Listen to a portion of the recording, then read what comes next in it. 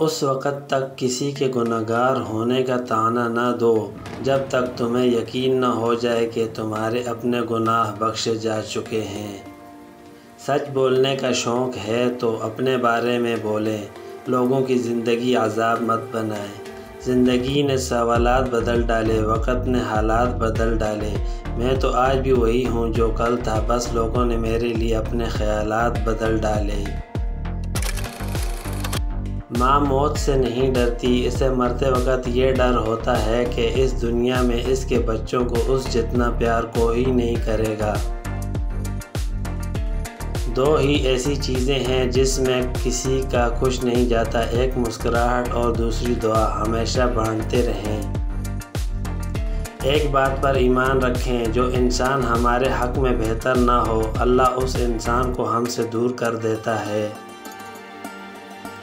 کسی کے خلوص اور پیار کو اس کی بیوقوفی مت سمجھو، ورنہ کسی دن تم خلوص اور پیار تلاش کرو گے اور لوگ تمہیں بیوقوف سمجھیں گے۔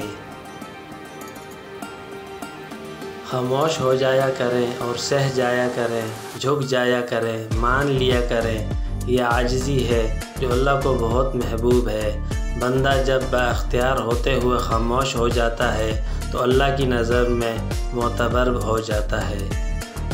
مدد کرنا سیکھیے وعدے کے بغیر، ملنا جلنا سیکھیے مطلب کے بغیر، عاجزی سے چلنا سیکھیے غرور کے بغیر، زندگی جینا سیکھیے دکھاوے کے بغیر۔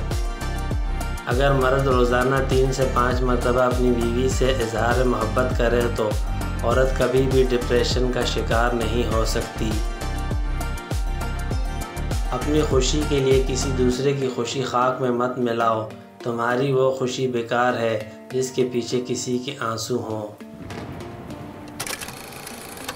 امیر وہ ہے جس کے دل میں دوسروں کے لیے احساس ہو۔ لوگوں کی باتوں پر دھیان دینا چھوڑ دیں، کیونکہ عزت اور رزق اللہ دیتا ہے، لوگ نہیں۔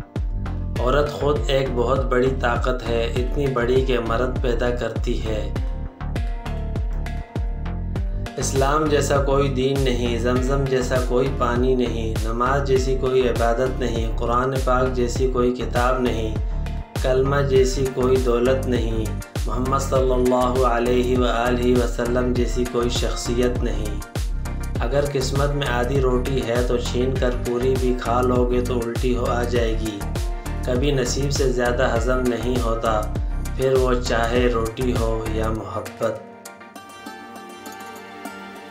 جو انسان ہر وقت سب کی خوشی چاہتا ہے، سب کے بارے میں اچھا سوچتا ہے، سب کا خیال رکھتا ہے، وہی انسان زندگی میں ہمیشہ سب سے اکیلا رہ جاتا ہے۔